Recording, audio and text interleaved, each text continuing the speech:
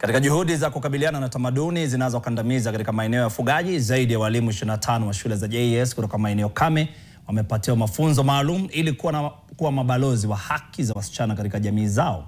Wakizungumza wakati wa warsha ya siku 2 mjini Nanyuki, walimu hao wa kike kutoka maeneo ya kaskazini mwa Kenya wameelezea kuwa wasichana katika jamii za wafugaji bado wanakumbana na changamoto kubwa za kielimu kutokana na mila potovu kama ndoa za mapema, ukeketaji, mimba za utotoni na umaskini, hali inayokwamisha kufikia mafanikio yao. Mpango huu wa uhamasishaji unalenga kukuza elimu katika maeneo ya ufugaji na kupunguza visa vya utoro wa shule vinavyotokana na tamaduni hizo ambazo ni potovu.